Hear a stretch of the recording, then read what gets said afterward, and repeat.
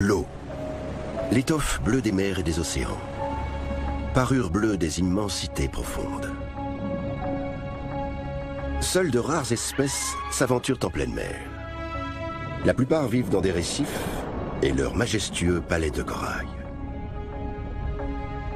Sur ce territoire en miniature, on trouve des voisins qui sympathisent et des colocataires venimeux. Les cachettes ne manquent pas, les dangers non plus. La survie passe par des stratégies sophistiquées et justifie quelques impostures.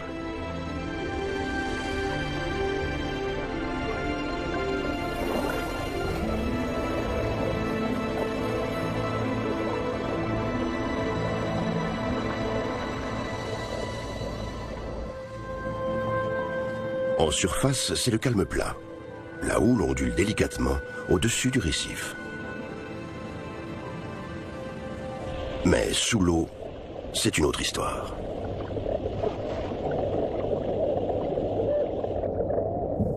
Un mérou hurle des menaces.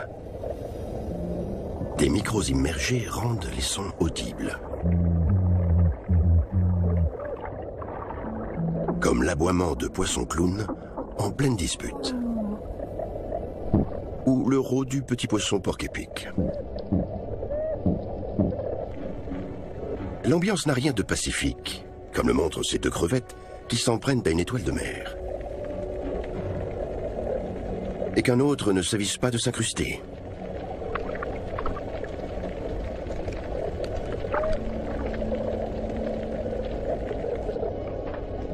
Les crevettes arlequins raffolent des étoiles de mer.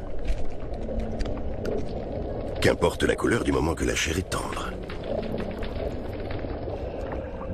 Une rascasse rouge rampe sur le fond. Elle entrera en action plus tard. Pour intimider l'ennemi, le crabe boxeur brandit deux anémones de mer urticantes entre ses pinces.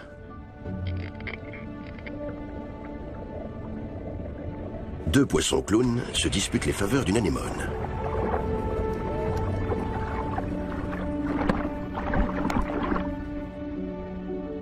Un poisson crocodile lance son cri d'alerte un peu rauque. Dans le récif, il se passe toujours quelque chose. Et cela se fait rarement en douceur. Prise de bec entre des girelles. Des rascasses font la cour à une femelle. Certains n'hésitent pas à saccager le corail pour dénicher de la nourriture.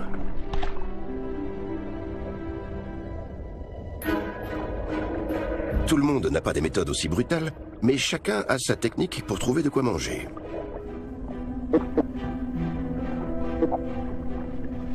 Des rougets fouissent le sable corallien et stockent les micro-organismes entre leurs dents.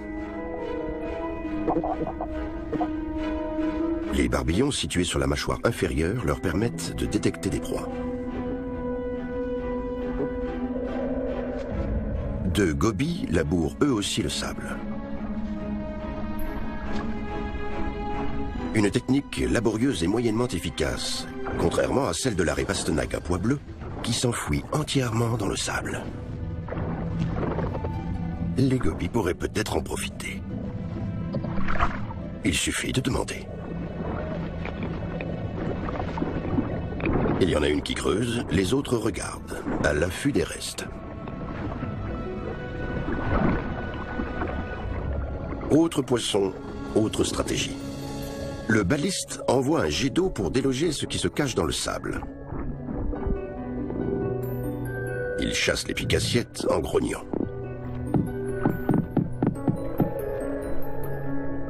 Il recommence son manège avec le jet d'eau, mais cette fois, il a affaire à un étrange visiteur.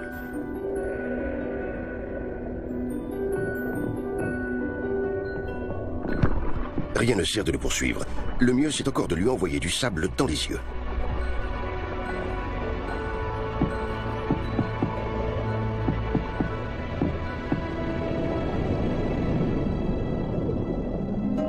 Tous les poissons veulent manger, mais aucun ne veut être mangé. D'où la nécessité de savoir évincer ses prédateurs. Surtout pour les petits poissons. Ils sont des proies idéales, à condition de les attraper. Leur stratégie, se regrouper en bancs pour brouiller les pistes. Leur nombre déroute totalement les chasseurs rapides.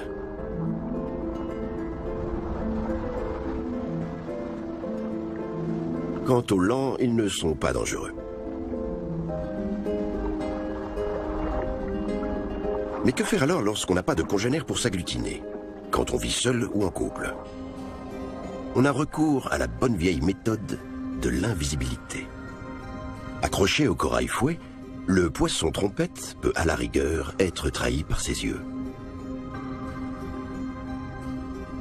Les minuscules hippocampes se confondent avec les branches de corail. Seuls leurs mouvements permettent de les distinguer.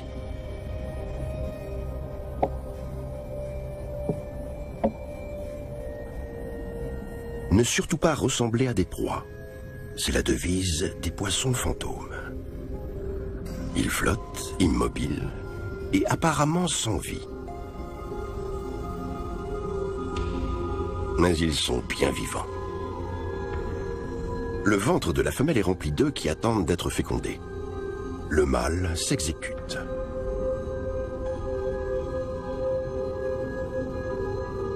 Ce poisson s'est déguisé en brin d'algue.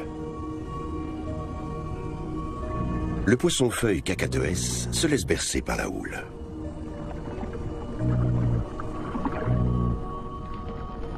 Cette apparence monstrueuse n'est qu'un leurre. L'araignée de mer s'est affublée d'une éponge et cet accoutrement la rend méconnaissable.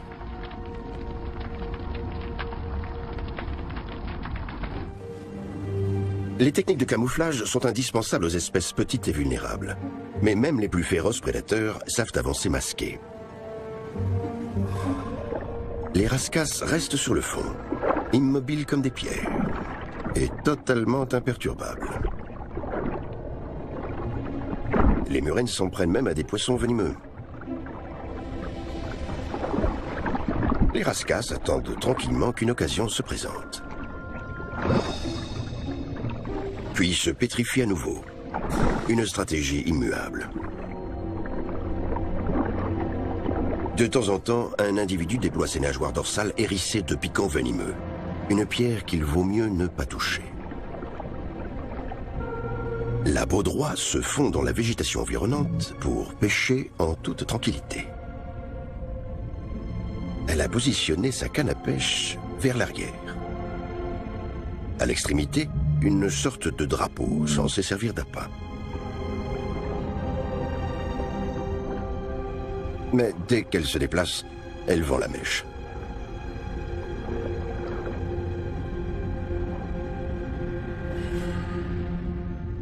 Il existe plusieurs espèces de poissons-pêcheurs de différentes tailles. Ils procèdent tous de la même façon.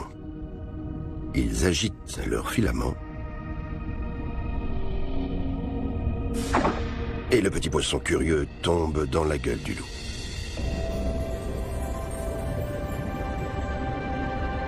Le récif est le paradis des tricheurs de tout acabit. Mais certains privilégient le travail en équipe, la communication et la réussite collective. Le goby s'est allié avec des crevettes pistolets aveugles. Ils creusent un terrier commun où ils se sentiront en sécurité. Doté d'une excellente vue, le goby monte la garde.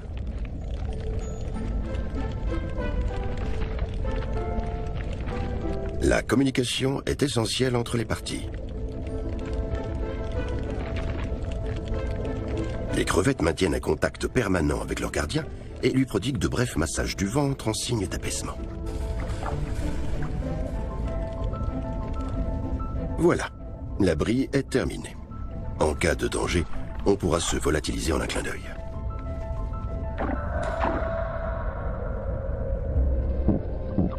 Travail d'équipe également sur les talus colonisés par les anémones de mer. Une girelle s'est empêtrée dans les tentacules venimeux. Elle sera récupérée, mais à moitié morte. On comprend mieux pourquoi la plupart des poissons respectent un périmètre de sécurité autour des anémones de mer. À l'exception des poissons clowns, qui eux sont immunisés contre leur venin. En contrepartie, ils protègent l'anémone de ses prédateurs. Mais parfois, les anémones remballent leurs tentacules et les poissons clowns se retrouvent à la rue. Où aller?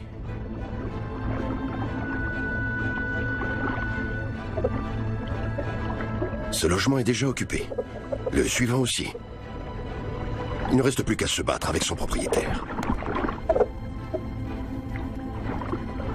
C'est la descendance des poissons clowns qui est en jeu. Car ils fixent leurs œufs sur les rochers où s'agrippent les anémones de mer. Les larves sont ainsi bien protégées derrière une palissade de tentacules. Les poissons veillent sur leurs œufs jour et nuit, trient les mauvais, les éventent.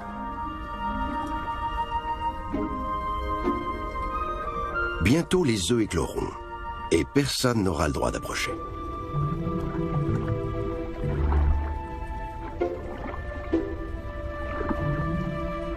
La défense de leur progéniture mobilise toute l'énergie des poissons, car sans descendance, l'espèce s'éteint. Dans le récif, la diversité des modes de protection de la frayère est étonnante.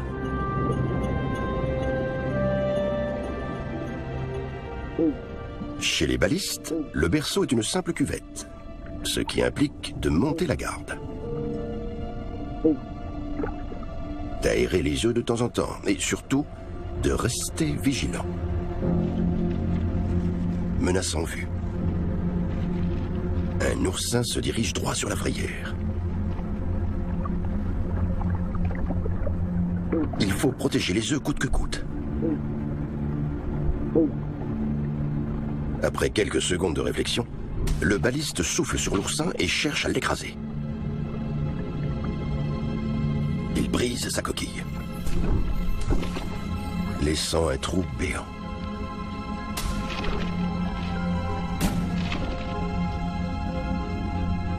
Avec quelques piquants dans la gueule, le baliste reprend sa faction.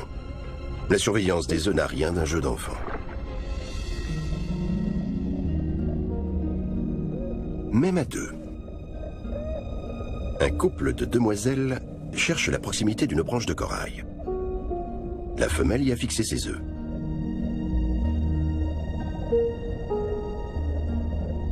Les deux parents s'activent sans répit pour maintenir la frayère propre.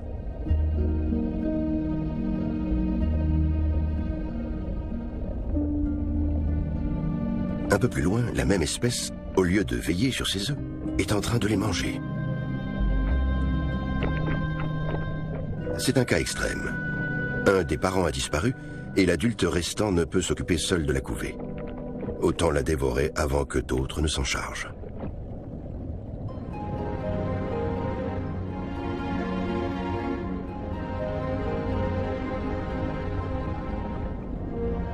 Les dorades grises célèbrent des noces collectives. La semence des mâles se répand sous la forme d'un immense nuage.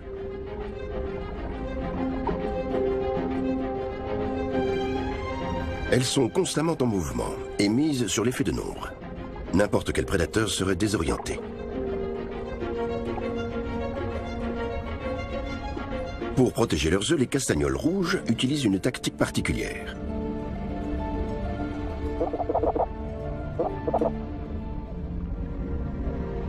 Mais pour l'instant, le couple en est encore à marivauder.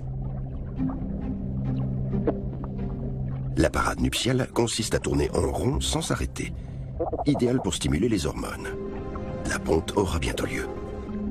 En attendant, allons voir un autre lieu de couvaison.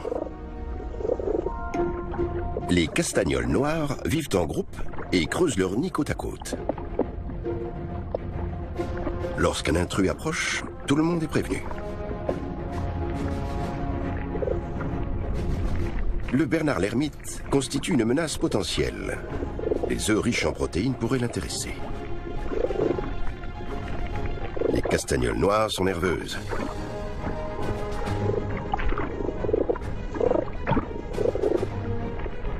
Pour l'instant, le crustacé s'intéresse à la végétation.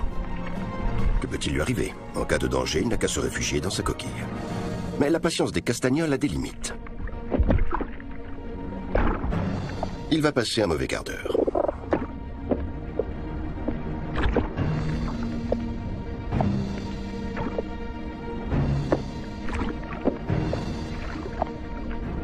Pourtant, les castagnols noirs auraient mieux fait de rester près des nids.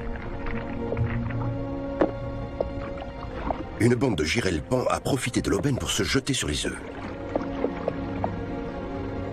Elles sont déchaînées et supérieures en nombre. Une grande partie des œufs sera engloutie.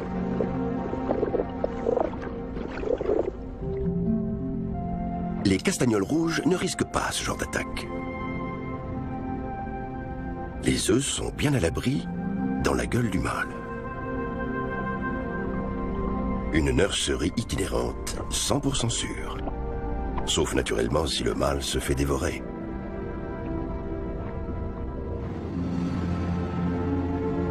La nuit expose les poissons à de nouveaux dangers. Les prédateurs redoublent de ruses.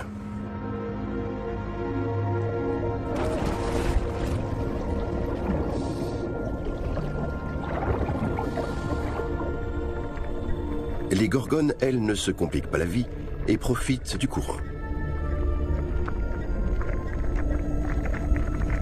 Ces tentacules sont dotés de minuscules crochets qui servent à capturer le plancton très abondant la nuit.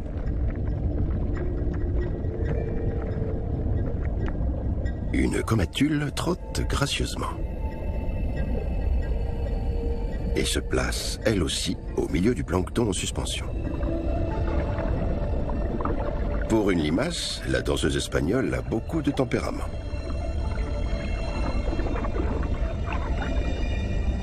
Contrairement aux poissons ballons étoilés. La nuit, ils somnolent sur les fonds sableux. D'autres dorment dans leur chambre, comme ce poisson chirurgien. Celui-ci passe la nuit dans un sac de couchage en mucus. Et pendant que tout ce monde dort, le baliste fait la ronde. Il doit surveiller ses œufs 24 heures sur 24, les protéger des rôdeurs.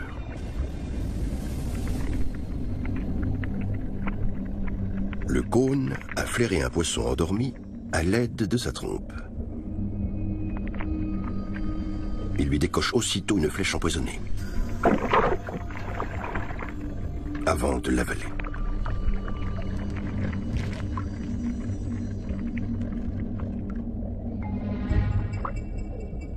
Deux rascasses volantes lorgnent sur les castagnols. Elles aspirent leur proie.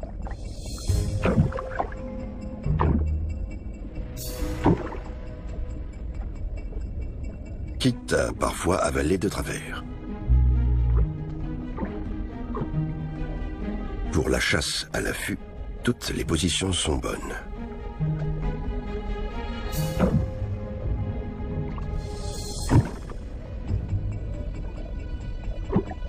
C'est une fin brutale.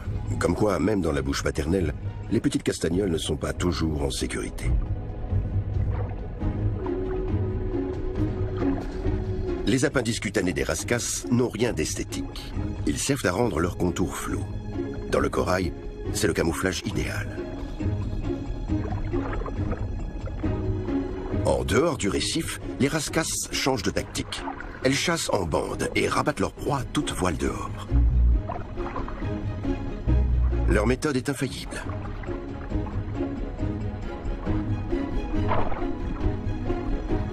Elles se remettent à l'affût, guettant le moment propice.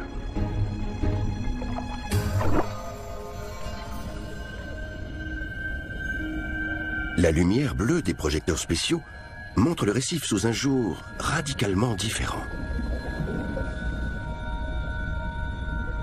Le corail flamboie d'un rose fluorescent. Un phénomène mystérieux récemment découvert.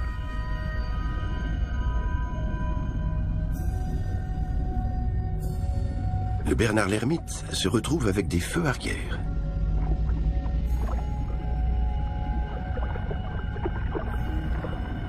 Une masse qui rougeoie comme de la lave en fusion et qui éjecte un nuage. Quel est ce phénomène? C'est un acte de procréation. une anémone adhésive qui libère ses gamètes.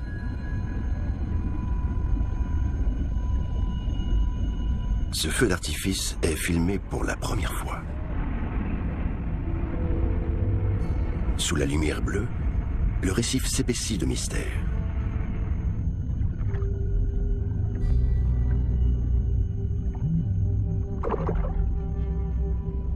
L'armada de Raskas, toujours en maraude, utilise la lumière des projecteurs pour chasser. C'est une espèce intelligente qui s'adapte en fonction de chaque situation.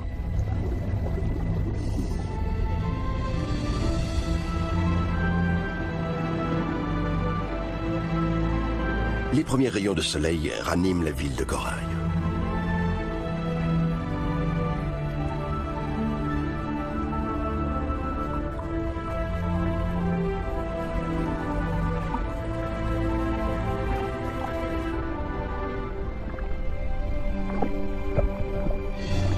Une mère et sa fille, élégantes et synchrone. Une araignée de mer va prendre son petit déjeuner. Sur son chemin, ceux qui ne se poussent pas sont écrasés. Et les ophiures détalent du mieux qu'elles peuvent.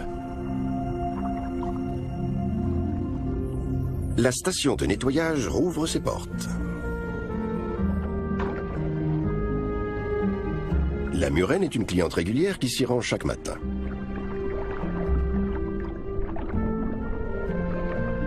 Tout comme la raie à point bleu. Mais elles arrivent trop tôt. La boutique est encore fermée. La raie se campe sur ses nageoires et attend.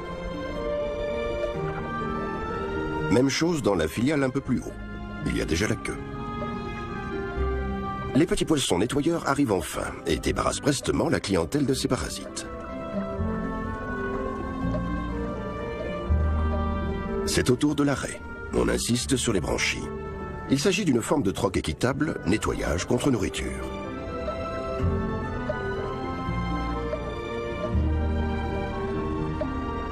Les poissons clowns ne quittent jamais leur anémone.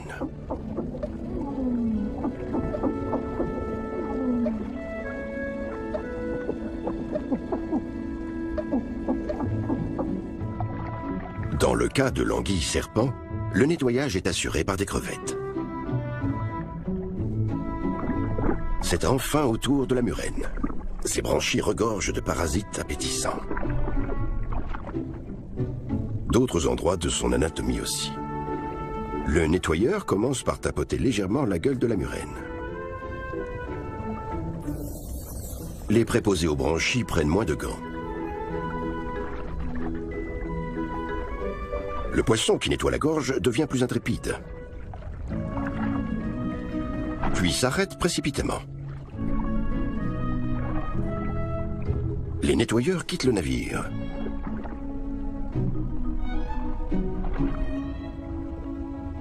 Le baliste Titan est lui aussi laissé en plan.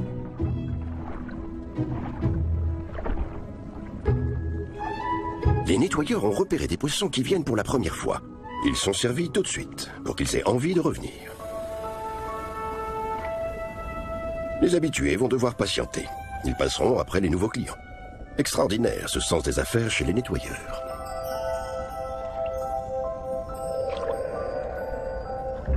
Certains ont tendance à faire du zèle. Le petit poisson globe n'a pas envie d'être nettoyé. Il veut juste regarder.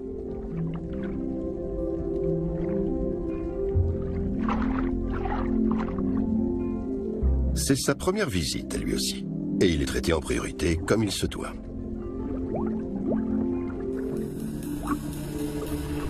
Enfin toilettée, la murène part en quête d'une partenaire.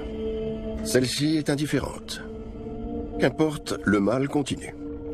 Il connaît très bien le coin. Ce qu'il voit dans l'abri suivant ne l'encourage pas. Apparemment, ces deux-là se sont trouvés. Prendre un baliste comme colocataire n'est pas idiot. Les logements sont rares dans le récif.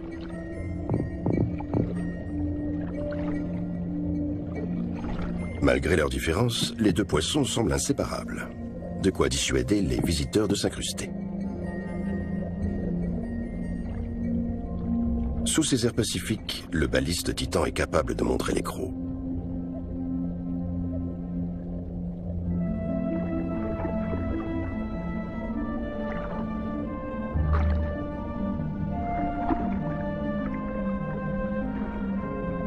Cette femelle ne semble pas hostile. Le mâle se rapproche petit à petit.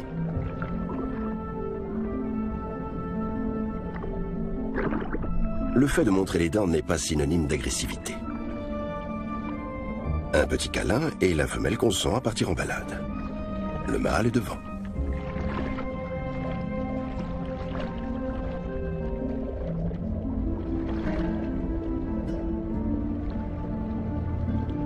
Entre les deux murènes, c'est le coup de foudre. Elles accomplissent un rituel destiné à tester et stimuler le désir de s'accoupler.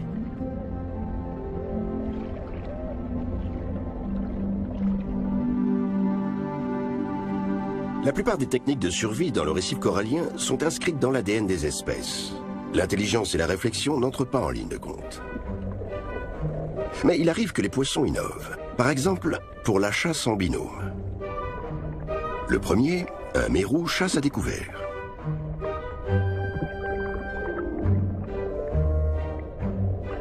La murène, elle, opère dans les anfractuosités. Si les deux espèces unissaient leurs forces. Justement, le mérou propose une alliance à la murène. Il se plante devant elle et rame toute nageoire dehors.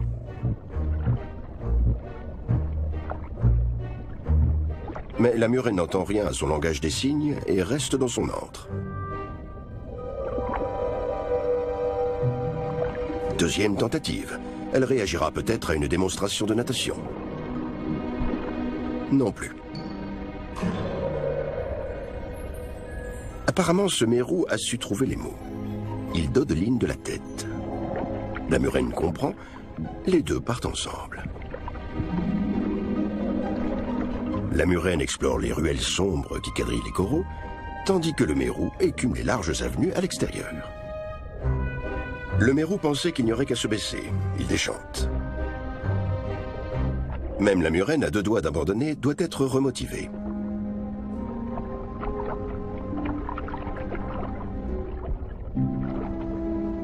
Les deux poissons repartent ensemble vers le prochain banc de corail. Ici non plus, pas de proie à l'horizon.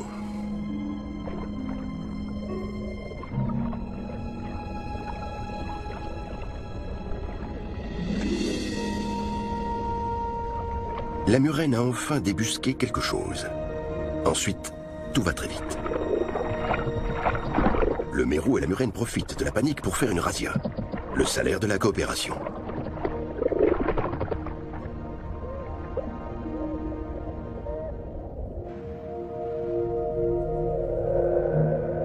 Les récifs coralliens regorgent de cachettes. Et pour vivre longtemps, il faut vivre caché.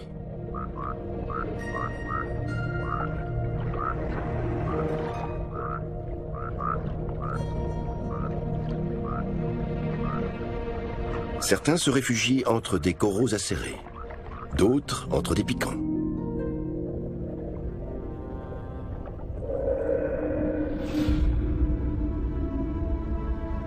Une règle qui s'applique aussi aux espèces qui ont quitté le récif pour migrer dans un autre habitat.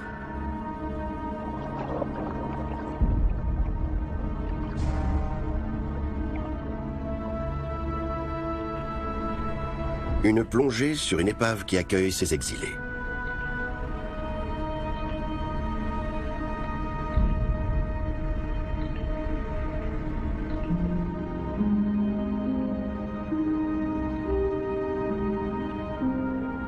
Un poisson-lune.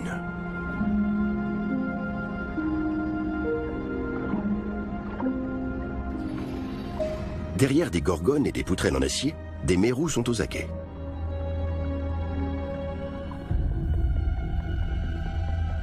Les murènes ont élu domicile dans les anciennes cales du navire. Un logement un peu exigu, mais parfaitement adapté à leur mode de vie. Tous ont trouvé leur place dans ce monde englouti et mettent à profit ses moindres replis.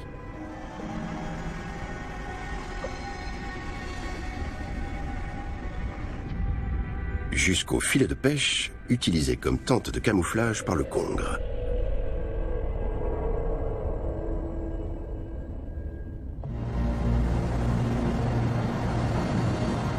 Certains endroits des océans sont des lieux de rencontres spécifiques, comme ici, où viennent s'accoupler les seiches géantes.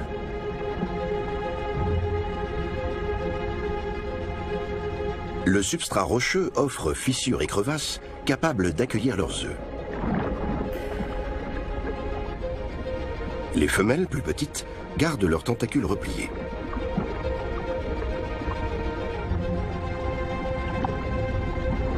Elles les laissent pendre vers le bas. Les mâles, au contraire, arborent leurs gros tentacules musclés pour impressionner à la fois les femelles et leurs rivaux.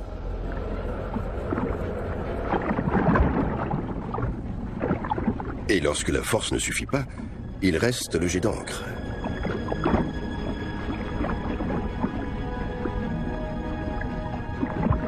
Inefficace. Arrière toute. Seuls les plus forts pourront approcher les femelles. Comme ce mâle qui séduit l'élu de son cœur avec un spectacle lumineux. Une fois qu'elle a consenti à l'étreinte, le mâle dépose ses spermatophores, des capsules contenant les spermatozoïdes.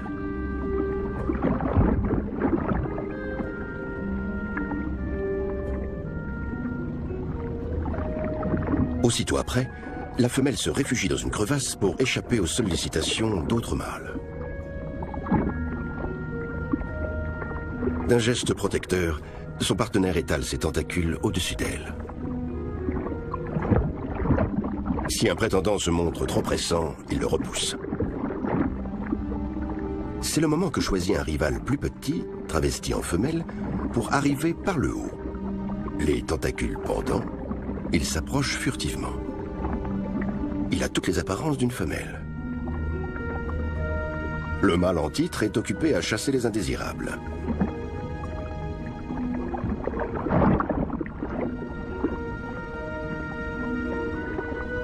À son retour, il constate médusé la présence de deux femelles.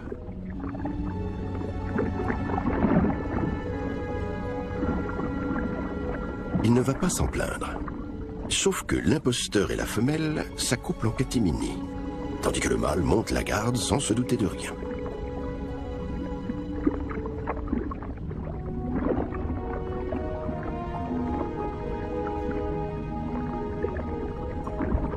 Lorsque l'imposteur est démasqué, il a déjà accompli son forfait.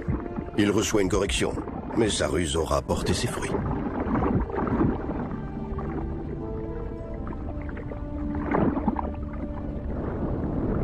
Dans les océans, les subterfuges sont monnaie courante. Mais personne ne sait quels en sont les impacts sur les animaux. Y compris sur les espèces les plus étudiées, comme les requins.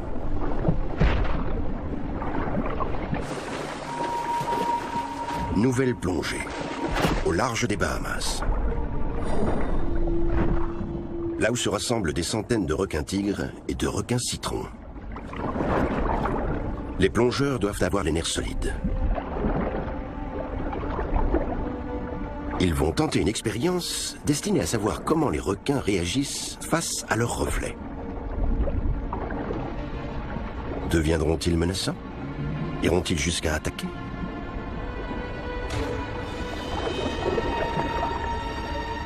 Tout est anormalement calme. Le miroir est ignoré, comme s'il avait toujours fait partie du décor.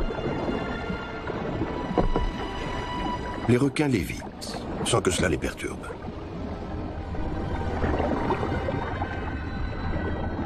Un des requins tente de passer sous le miroir, provoquant un léger trouble. Mais la quiétude revient aussitôt. Tant d'indifférence déçoit les chercheurs. Les requins finissent par s'en désintéresser totalement. Certains s'installent confortablement sur le fond, accompagnés de leurs poissons pilotes.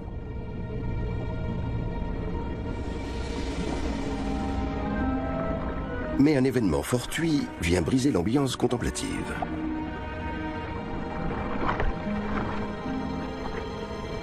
La corde qui tenait le miroir se détend et le renverse. Il devient subitement le point de mire des requins.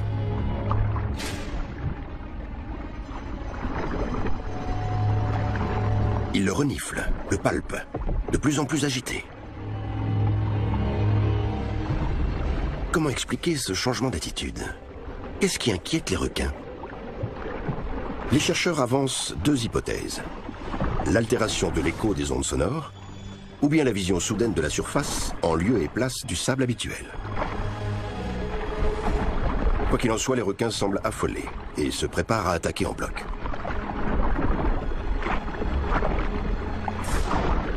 Il faut remonter et se mettre à l'abri. Le monde des océans révèle une palette infinie de stratagèmes de survie. Et c'est avant tout un milieu peuplé d'une faune étrange, dont les sentiments et les pulsions nous échappent encore largement.